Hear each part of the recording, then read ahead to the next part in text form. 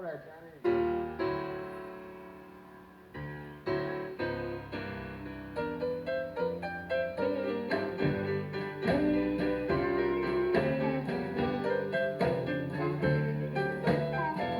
I've lost a good woman,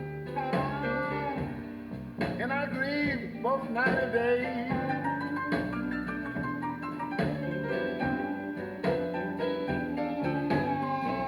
I've lost a good woman, and I grieve both night and day. Olá, gente! Esse é o Sala Virtual Filosofia e Outras Futilidades, chegando aqui no podcast. Had the blues for my baby. Ever since she been gone away. Nesse episódio, nós vamos falar com alunos do primeiro ano de Filosofia do ensino médio, que estão agora estudando as relações entre mitologia e filosofia. Even when I used to be so gay. Nas aulas anteriores, nós desenvolvemos assuntos em outras plataformas, como o blog, por exemplo, e o próprio ambiente de aprendizagem usado pela rede pública para as aulas remotas. Alguma coisa nós colocamos também aqui no nosso canal no YouTube. E nós aprendemos mais a respeito da técnica de iniciação à leitura propriamente filosófica e os seus 3 passos, que é a conceitualização, a problematização e a argumentação. Então a reflexão sobre o conceito do amor, hoje ela vai nos levar à questão do amor próprio. Interessante, né? Vamos nessa? Vamos lá então. Bom, nós já pensamos o amor como uma relação do sujeito com algo amado. Um objeto, outro sujeito, seja ele racional, uma pessoa, ou irracional, um animal de estimação. Mesmo o amor pela sabedoria, que é a própria filosofia, como necessidade de superar nossa condição de seres ignorantes, limitados intelectualmente, mas que queremos compreender a verdade como uma necessidade de autorrealização, esse é também amor por algo que não está em nós. Mas e quando o amor ele é por si mesmo? Quando o amor se torna reflexivo e o próprio ser amado somos nós.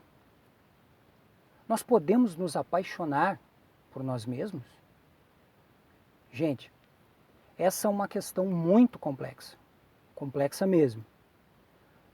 Para entender isso, nós precisaríamos de muito tempo. Talvez a vida dedicada a estudar a psicologia humana.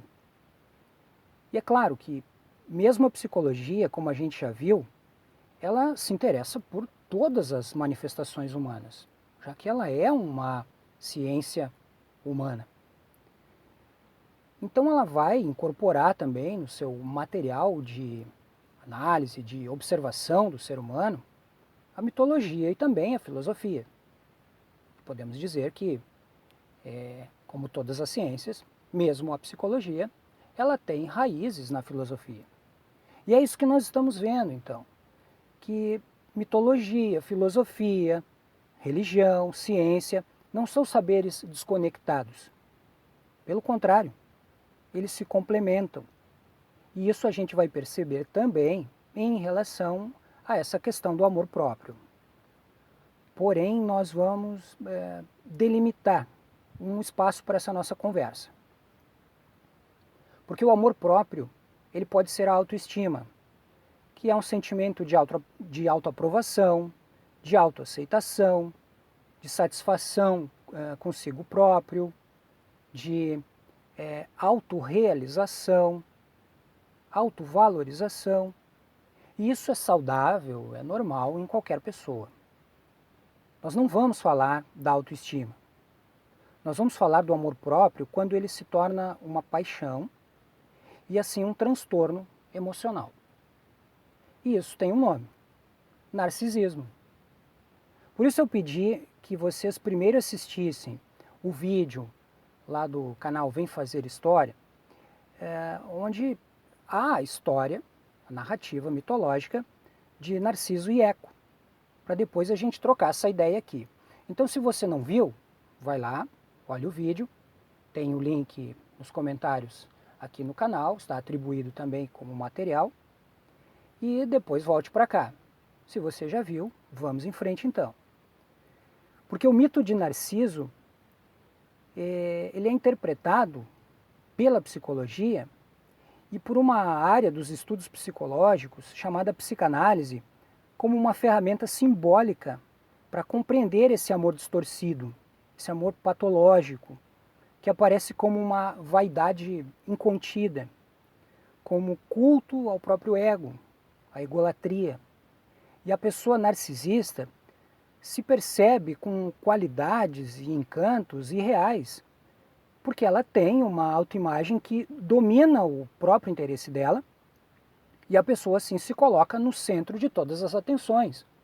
Então é preciso entender o mito primeiro, para depois fazer essa interpretação. Vamos ver então algumas características do narcisista?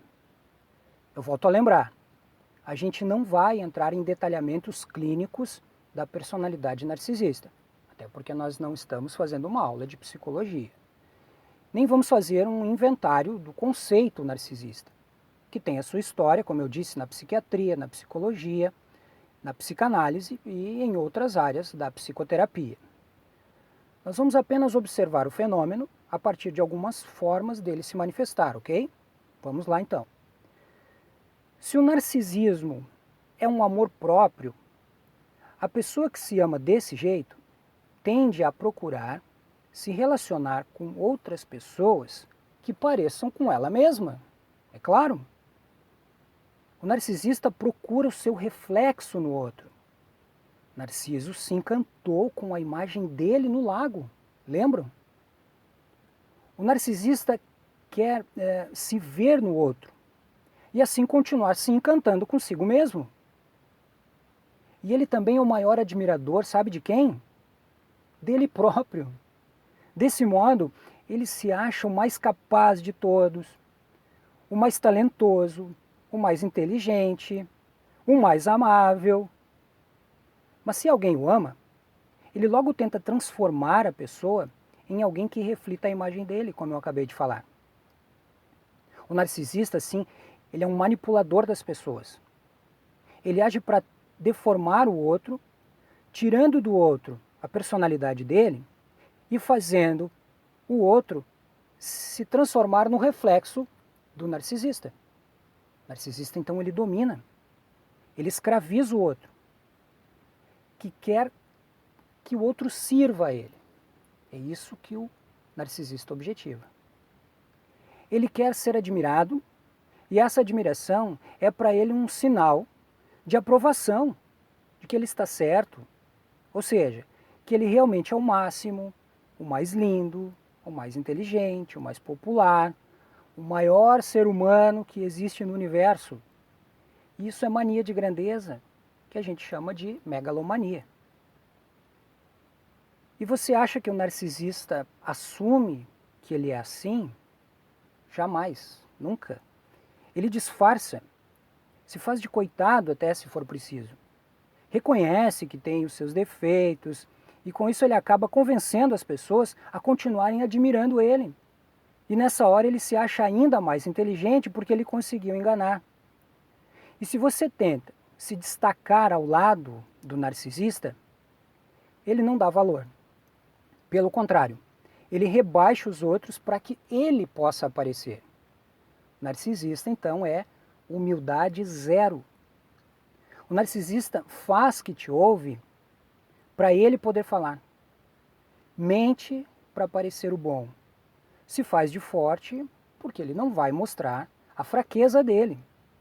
E quando você precisa dele, como ele não está nem aí para os outros, ele só pensa em usar as outras pessoas, aí ele te abandona. Lembram o que Narciso fez com a coitada da Eco? É assim. O narcisista, então, ele se afoga na própria imagem, que é uma imagem distorcida que ele tem de si mesmo, se achando aquilo que vocês sabem, né? A última Coca-Cola do deserto. É duro, fera. O narcisismo é isso. Vamos parar para dar uma respirada? Respira aí que eu vou te fazer uma pergunta então. Você conhece alguém assim? Com essas características? E essa outra pergunta aqui. A nossa sociedade, que valoriza tanto a imagem pessoal, o individualismo, e que acabou criando a foto selfie como forma da própria pessoa se tornar o seu paparazzi, o seu fotógrafo de celebridade, como se seguisse ela por toda parte, registrando e postando cada momento do dia, um mais fútil que o outro. Mas para ela é um momento único, um momento maravilhoso que merece ser compartilhado. Essa não é uma sociedade narcisista? Se você não pode confiar no narcisista, como consegue viver num mundo assim? Pensa comigo. As pessoas elas estão se entendendo, se enxergando umas às outras e se ajudando com aquela amizade que torna o mundo mais agradável, ou elas estão mais competindo para ver quem tem mais sucesso, quem é o melhor, o mais bonito, o mais feliz, mesmo que isso seja só uma imagem distorcida no lago da vaidade, uma mentira das redes sociais. Se no fim Narciso se autodestrói na solidão, qual o futuro de uma sociedade narcisista?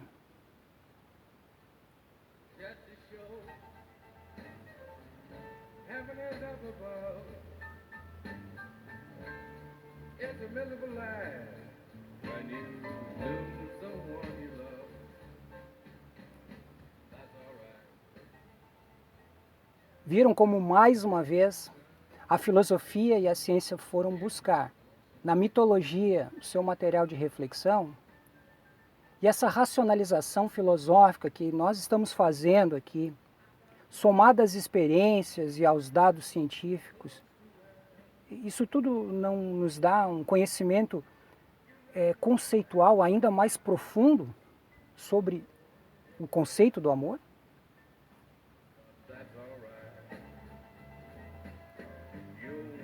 Então, meu amigo, o conceito, ao ser problematizado, nos conduz à argumentação, para que nós voltemos ao conceito com ainda mais clareza daquilo que ele significa e também com novos significados.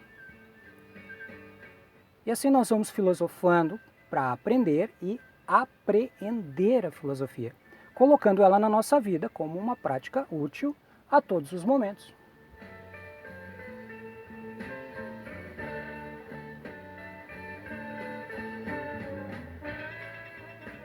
Beleza, então?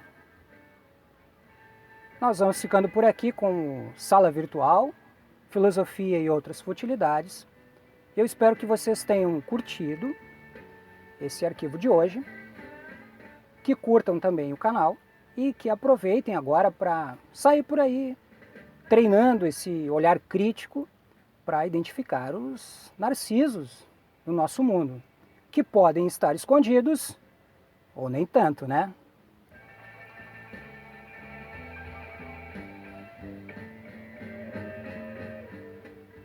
Deixo aquele abraço então para vocês, gente, e até mais!